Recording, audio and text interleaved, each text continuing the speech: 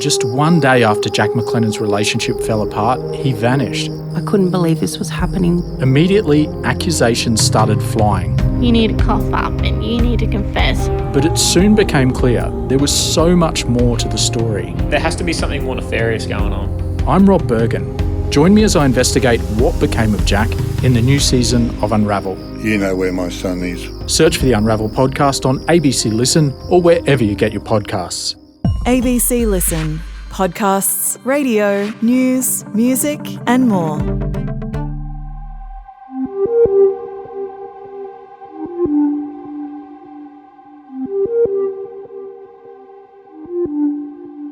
One jury couldn't decide whether Maree Vermont was murdered by Timothy Loosemore, deadlocked for weeks before being sent away.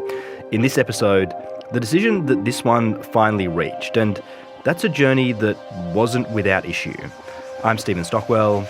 This is episode 3 of the case of the Airbnb guest. Mr. Loosemore was a farm stay guest at the home in Goldie near Kilmore. We didn't really expect to have something dangerous happen. The prosecution alleges the 62-year-old from the UK killed Miss Vermont and lit a house fire to cover it up. She was a very kind and caring person, and we're very proud of who she was, how she brought us up. This hand-built house was a labour of love.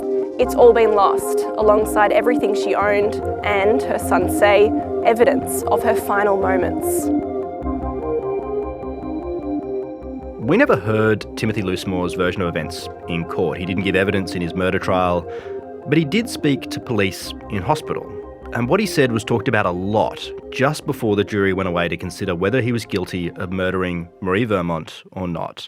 Following this trial has been the ABC's reporter in Bendigo, Anna McGuinness. Welcome back, Anna. Thanks, Tocky.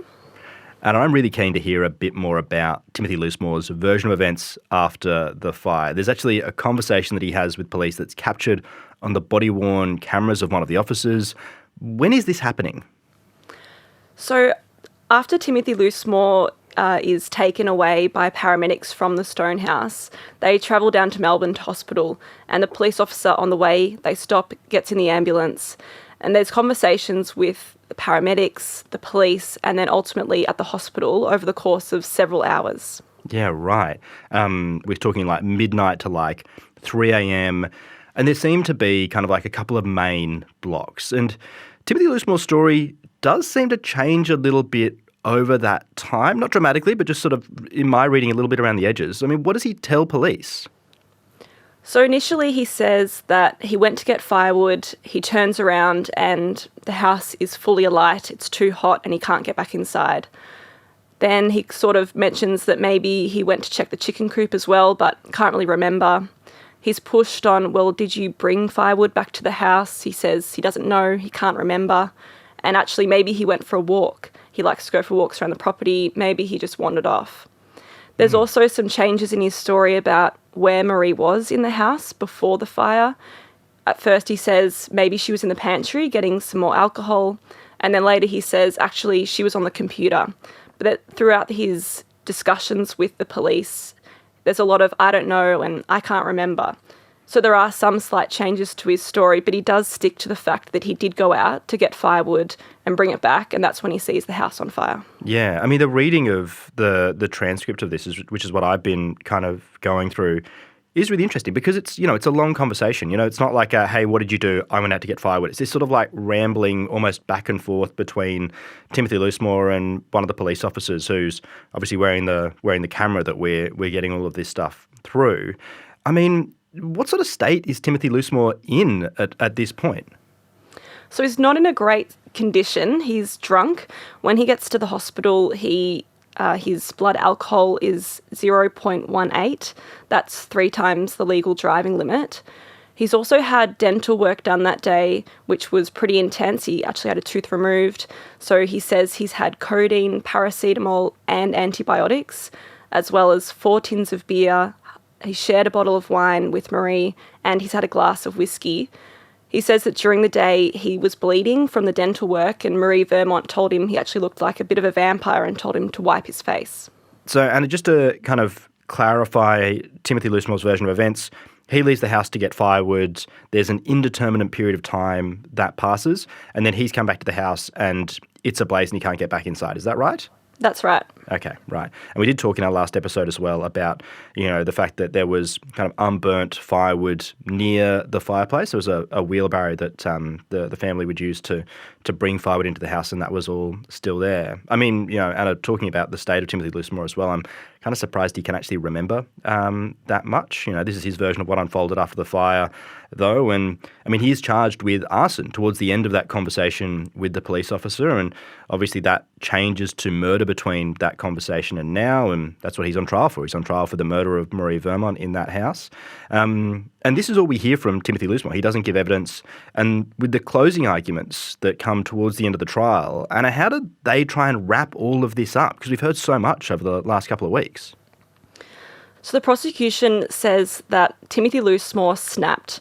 They say that his desire for an ongoing relationship with Maree Vermont had been repeatedly rejected and led him to violently, fatally attack Maree Vermont on the evening. They say that she fought back, and this is how he ended up with scratches to his face and neck and her blood on his clothes, and that then Timothy Loosemore set the house on fire to conceal the crime.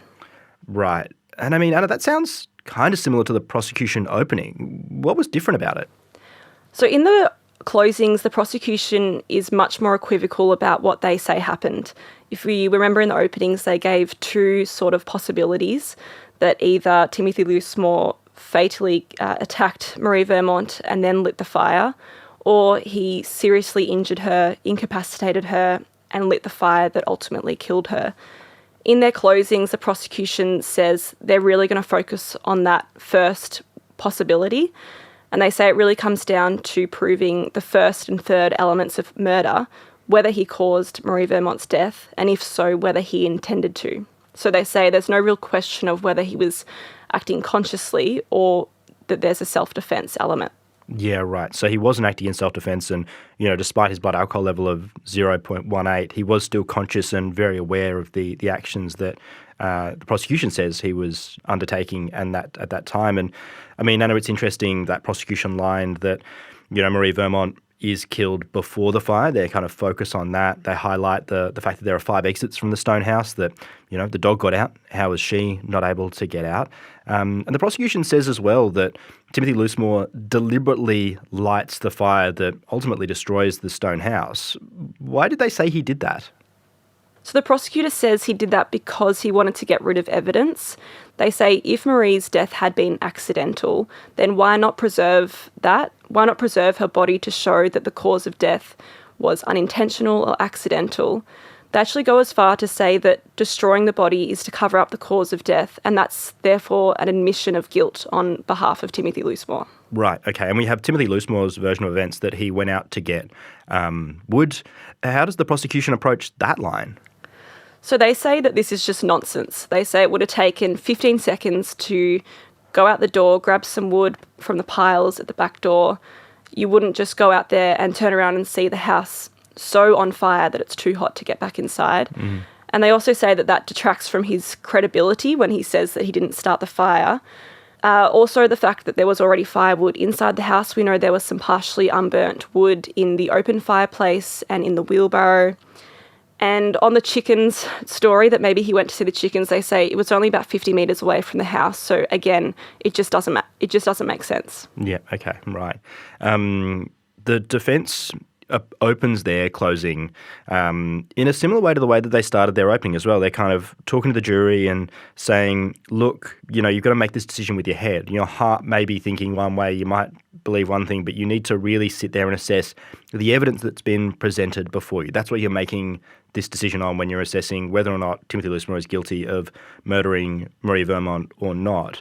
And, I mean, Anna, as we've spoken about a lot, certainly in our last episode, a big challenge from the defence seemed to be to the prosecution narrative of Maree Vermont and Timothy Loosemore's relationship. Prosecution painting this as one that was kind of stressed and strained, and Maree Vermont was trying to get Timothy Loosemore out of the house, and the defence kind of challenging that, saying, well, look, is there evidence of that? Is that where they went in their closing? Yeah, so as you mentioned, the prosecution is painting this narrative of rejection, and that's kind of the motive for Timothy Loosemore assaulting Maree Vermont. So the defence says that we've heard different stories throughout the trial, And they accept that maybe the relationship meant more to Timothy Loosemore than it did to Maree Vermont. But they say throughout the evidence from friends and Darcy, Maree Vermont's son, there's no evidence of anger or violence. They bring up that Maree Vermont took Timothy Loosemore to meet her mum, and they describe that as a relatively intimate step. There's the hot springs trip for his birthday just a couple of weeks before the fire. And they also talk about the fact that Darcy left the property the day before the fire. He's been there during the week. There was the text message on the Monday where Maree Vermont asked him to keep an eye on Timothy Loosemore because he's not taking the rejection of the relationship well. So they say that Darcy's in a really good position to assess what's going on. And so the fact that he leaves suggests that he doesn't believe his mother is in immediate danger or that he felt the need to intervene. Yeah, the language around the defence suggestion that, Darcy was able to assess that situation. It's like, he's in a really strong position, was the argument from the defence, to kind of assess what that looked like and how that was kind of going, right? That's it. They say he's kind of got this first-hand look at how the relationship's been unfolding. Everyone else we've kind of heard from mostly has just been hearing from Maree, whereas Darcy sat with them, spent time with both of them. He's even heard from Timothy Loosemore that they may have been bickering through the week, but still he leaves the property. Yeah, the way the defence kind of pointed to the different versions of your life that you tell to different friends, I found really interesting too. Sort of saying, look, Maree Vermont's mother's going to get one version of this, and your other friends may get another version. Her son may get another version as well. You kind of, you're sort of sharing different parts of your life with different people, and yeah, that kind of, I guess, leads to this sort of incomplete picture that we have of that relationship. Anna, the state of Timothy Loosemore, following the fire, I find quite interesting as well. In the prosecution closing, they highlighted evidence from people that point to, scratches and blood on Timothy Loosemore as they're, responding to his call for assistance with the fire, and then also in the hospital as well, as we hear a bit about on the police body camera footage. How does the defence counter that line? So the defence is saying that while the prosecution is focusing on the injuries to Timothy Loosemore's face being the result of fingernails, that's the main possibility they're going with. The defence says that the forensic medical officer accepted various different explanations, including rose bushes, barbed wire. And that's interesting because they say that on the path to the neighbour's house that Timothy Loosemore took on the night to raise the alarm, there was a rose bush, there was barbed wire on the fence. So they're suggesting that these injuries could have just come as a result of him being drunk. We know he's 3 times the limit, stumbling through the dark to the neighbour's house to raise the alarm about the fire. Yeah, right. Because he does sound like he's in a bit of a state at the hospital. I mean, we haven't talked about this much so far in this series, but, you have different versions from different people saying that, covered in blood at various points. He has these, these marks, these injuries on his face. So it does sound like he's in kind of a bit of a state by the time he gets to hospital, right? Yeah, we know that he notices during the body camera footage, he notices that he's got blood on his hands. The paramedics say that he's got injuries to his face. Later, there's burns on his foot and back that are found. So there are all sorts of different injuries that he's picked up during the night. Yeah, okay. We talked a little bit about Darcy's evidence just before, him making that assessment and leaving the property. The defence also challenged the prosecution line in their closing that Timothy Loosemore knew that he would be alone because Darcy had left. Darcy goes into the house on the Friday morning, says he's going to be going away. Timothy Loosemore at that point, the prosecution says, knows he has time if he's to do anything. The defence kind of turns that back on the prosecution, sort of suggesting, well, actually, if he had time, he would have had more time, right? The defence is saying that if Timothy Loosemore knew Darcy was gone for a week and that he's on this rural, isolated property, that he would know that he's got time. There's actually no one that's probably going to pop around and see what's happened. So if that's the case, then if the prosecution suggests he was concerned enough to destroy the body in the fire, why didn't he change his clothes or clean himself before turning up at the neighbour's door that night? Yeah, because he does, as we talked about, he's, at this point, by some people's reading, kind of covered in blood at that point. And yeah, I guess there wouldn't have been, on the defence's case, any rush for him to do that if he knew that Darcy was going to be away. And we also know that the defence also puts that afterwards he's moving cars away from the fire. He goes and tries to find a phone at the other house on the property. So they're saying that this paints a picture of him kind of being confused and not really knowing what to do immediately after the fire. Yeah. And I know something that we talked about, I think in almost every episode that we've done on this so far, is the potential for an accelerant to be used during this fire. That, maybe there was petrol spread around the house. That's the kind of the line from the prosecution. There's also the mark next to Maree Vermont's body as well. This sort of a mark that the prosecution says is about the same size as a fuel container that's also missing from the property as well. How does the defence kind of come back against some of that? So the defence says if you look at the evidence presented as a whole on the fire, that really it's not strong enough to say that Timothy Loosemore did light it. They say there's no precise ignition point, no identified ignition source, no confirmed accelerant, and multiple alternative explanations for the ferocity of the fire. So they just say that the prosecution has in no way proved that Timothy Loosemore did light the fire. Yeah. And the mark next to Maree Vermont's body? So the defence says that the fire investigator actually didn't place the 5-litre fuel container on top of that mark because he thought it would be misleading, despite police later doing that. And there was really no confirmation that this was anything other than any plastic container of that size.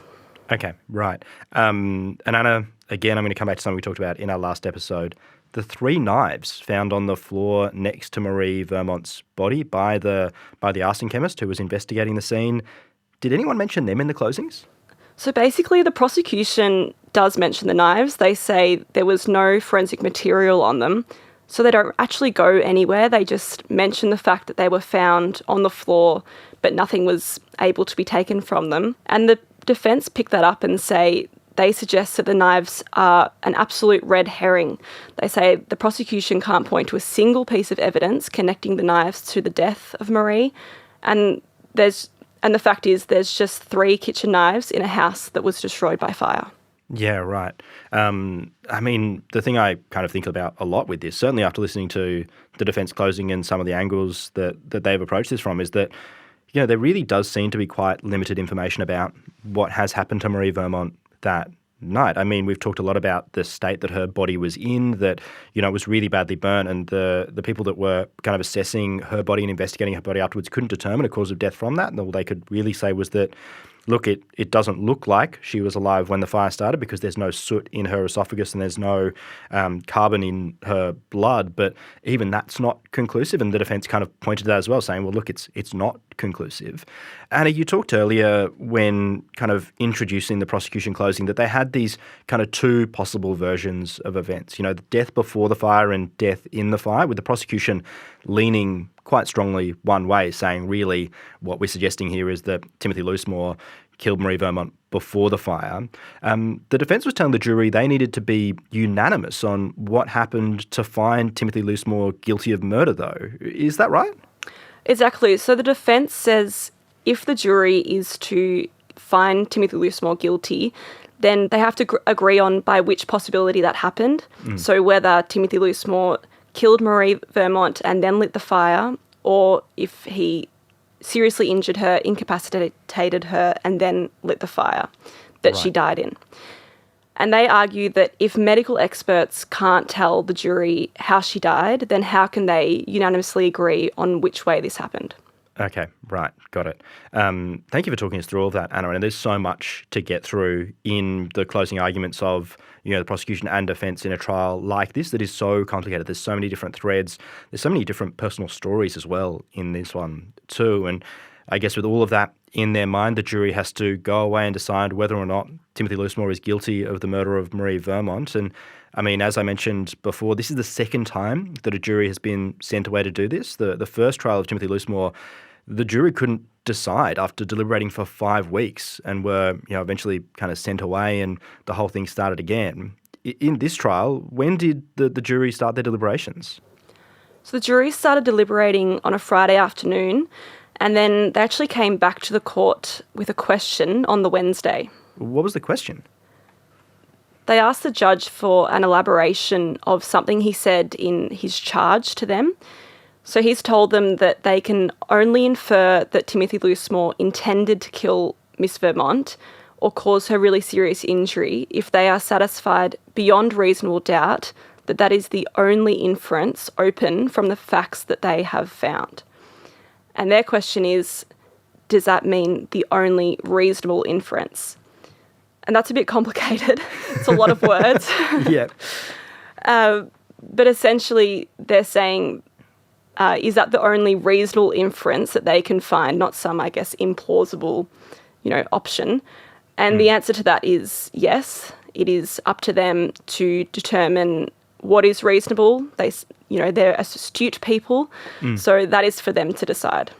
Okay, so Anna, basically what the judge is saying is that you can only find Timothy Loosemore guilty of murder if it's the only possible thing that you believe could have happened in that house. Is that right? That's right. That's probably a bit of an easier way to put it. Yeah. I mean, I appreciate the objectivity of the judges and the various honours that are working through the courts, but they do often use a lot of words and there's a lot that gets kind of put back on a jury as well. It's like reasonable inference. What does that mean? So, well, what is your reasonable inference from that? What would you consider reasonable doubt? All of those kind of things. So it's a little poorly defined. It's reliant on the people who are making those decisions, which I guess is how the system is supposed to work. Anna, the jury continues their deliberations after they have that question answered. So 2 days later, on the Friday, the jury come back and they return a not guilty verdict on murder, but they do find Timothy Loosemore guilty of manslaughter. Manslaughter? Yeah, so the prosecution and defence both touch on manslaughter as an alternative in their closings, but they don't really spend much time on it. The focus is really on that murder charge. And the judge also tells the jury that they would only consider manslaughter if they find Timothy Loosemore not guilty of murder. And just to clarify, manslaughter in this case is by unlawful and dangerous act, as opposed to the other option in Victoria, which is manslaughter by criminal or gross negligence. In this case, the verdict means that Timothy Loosemore carried out an act or acts that caused Maree Vermont's death. It was conscious, voluntary and deliberate, and the acts were unlawful and dangerous. Right. And so I guess the key difference from this to murder is the kind of intent to kill someone? That's right. So the main difference in murder is proving that there was the intention to kill or really seriously injure the person. Okay, right. So that's it. Timothy Loosemore is not guilty of the murder of Maree Vermont, but is guilty of the manslaughter of her. And in our next episode, we'll hear what Maree's children think and feel about that verdict. It's 2 trials they have been through now as well. And we should clarify that Timothy Loosemore has not been sentenced for this yet. So in our next episode, we'll talk a little bit more as well about what the potential sentences for manslaughter are as well, and also talk through some of the things that we've been reflecting on throughout this trial and this series as well. Anna, there is much to discuss and unpack in our next episode. That's right. There's quite a few holes that sort of get picked up. One of them we touched on was the knives, with no forensic material being able to be found from them. There's also the fact that Timothy Loosemore's phone was never recovered. I believe Maree Vermont's phone was also not recovered. So what missing pieces could have been found from those? Yeah, certainly in a story that's so much about the relationship between 2 people, there's so much you would be able to learn from the phones of those 2 and the conversations that they had during the period that Timothy Loosemore was at the property, but also away from the property as well, because we know for a period of time he was away from the stone house up in Cairns before returning and living with Maree Vermont there. I mean, I've been kind of wondering what has stopped the jury getting to murder, what they might have needed to get that other way, or, if there just wasn't enough for them to make that decision. I'm very keen to discuss that more in our next episode that we'll have in the feed on Thursday. Anna, thank you so much for joining us and taking us through this episode. Thanks, Stocky. We'll be back in your feed on Thursday. We'll have the reaction from Maree Vermont's sons to the verdict. Anna and I also have some analysis of this case. And if you've got any questions, please get in touch. thecaseof@abc.net.au is where you can reach us. There's a couple of great questions already that have come in throughout the course of the series that I've already propped in our brief for Thursday, and we'll be back in your feed then.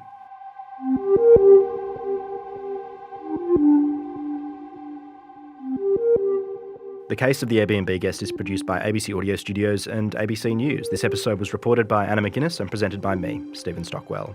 Our supervising producer is Greg Muller and our executive producer is Claire Rawlinson. This episode was produced on the land of the Dja Dja Wurrung and Wurundjeri people.